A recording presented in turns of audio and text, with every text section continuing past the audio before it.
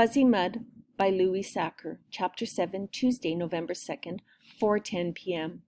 "Be careful not to step in that," Tamaya warned as Chad Hillegas made his way around the strange mud. "What do you think all that weird fuzzy stuff is?" she asked.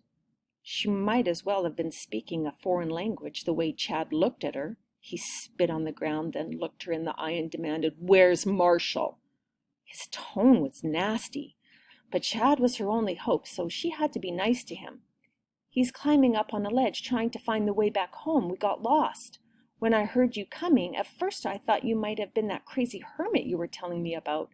But then I saw your blue sweater, so—" She shrugged and smiled. Chad spit on the ground again, then walked past her, heading after Marshall. He stopped as Marshall appeared from around the side of the hill. Marshall hesitated just a second when he saw Chad, but then continued on down as if nothing were the matter. "Hey, Chad," he said. Tamaya sensed something was wrong. She could hear it in Marshall's voice. "I waited for you," Chad said. "I know," Marshall said. "I was on my way there, but then Tamaya said she knew a shortcut through the woods. What was I supposed to do? I have to walk home with her." "My mom won't let me walk home alone," Tamaya explained. Chad glanced at her, then turned back to Marshall. "You trying to make me feel like a fool just standing there on the corner waiting for you?" "No."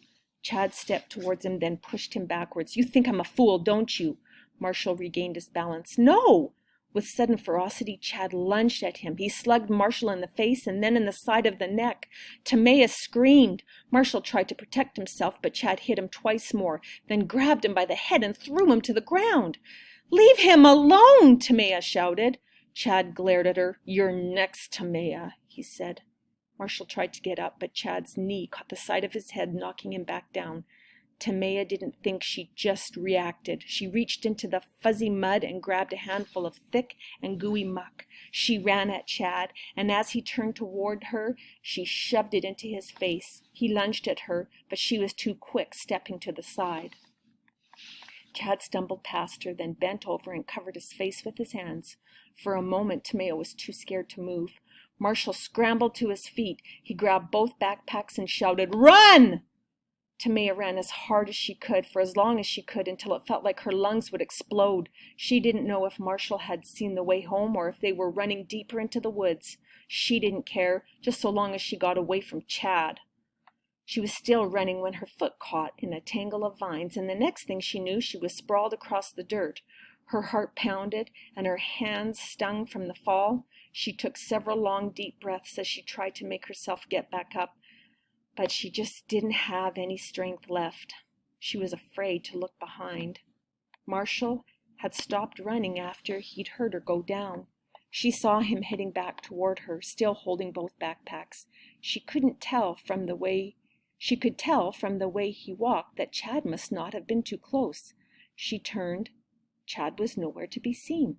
She pushed herself up into a sitting position as Marshall approached. "You okay?" "I think so." Her knees were scraped and bloody, and her left wrist hurt from where she'd fallen, but she didn't think there was anything seriously wrong. Besides, Marshall was a lot worse. Dried blood and snot was caked beneath his nose. Sweat dripped off his face. "You think he's still coming?" she asked him. "I don't know. But if not today, tomorrow."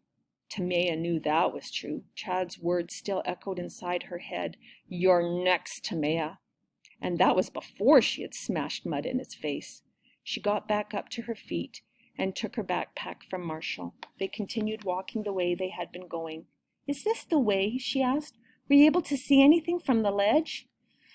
"Not really," said Marshall. "So what did you do, anyway, to make him so mad?" "I answered a question in class." Tamaya didn't get it. "So?" "It's different in the 7th grade. You're not supposed to act like you know anything." The sky began to turn dark. Tamaya worried that it wouldn't be long before they wouldn't be able to see anything. "Look, smoke!" Marshall declared. "Where?" "It's smoke from a chimney," he told her.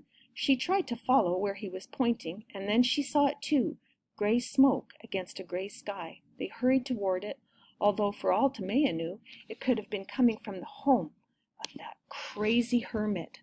She imagined them as Hansel and Gretel, going to the home of the evil witch. As they got closer to the source of the smoke, however, she saw that there wasn't just one isolated home, but a whole street of houses with parked cars and front lawns.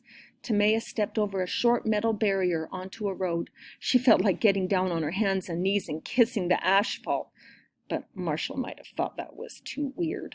She glanced back at a road sign that read Dead End. The streetlights came on as they were walking away from the woods. Timea suggested that they knock on someone's door to see if they could get a ride home, but Marshall said they didn't need to. He knew the way. It wasn't too far. Timea's right hand began to tingle, and she rubbed it with the other. It didn't exactly hurt.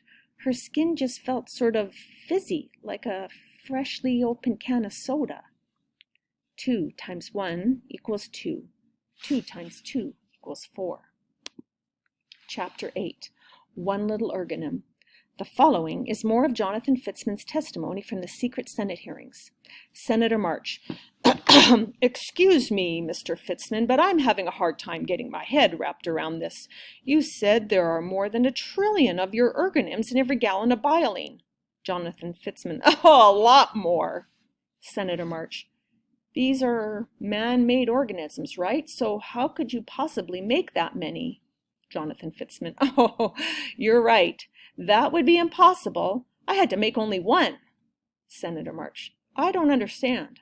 Jonathan Fitzman. 1 ergonym, capable of reproduction. That was the hardest part. That's what took me so long. The first few ergies I made were unable to survive the cell division process. Poor little fellows kept exploding. Senator March. What do you mean, exploding? Jonathan Fitzman. Kaboom! In the lab, we can watch the images from the electron microscope projected onto a giant computer screen. It's quite cool. Every time one of my ergies got to the cell division stage, kaboom! It was like the 4th of July. Senator Wright. But eventually, I take it, you were able to create an ergonym that didn't explode? Jonathan Fitzman. The perfect ergonym. It took 2.5 years and $500 million, but we did it. 1 little ergie. And 36 minutes later, we had 2. Then the second one was an exact copy of the first. And 36 minutes after that, 4. Then 8. Then 16. Every 36 minutes, the population just kept on doubling. Senator March. Even so, to get the trillions of ergies you need for just 1 gallon of bioline, it would take years. Jonathan Fitzman. Not at all. Do the math. In 12 hours, we had more than 1 million of the little guys, and by the next afternoon, more than 1 trillion. 1 little, 2 little, 3 little ergonyms, 4 little, 5 little, 6 little ergonyms.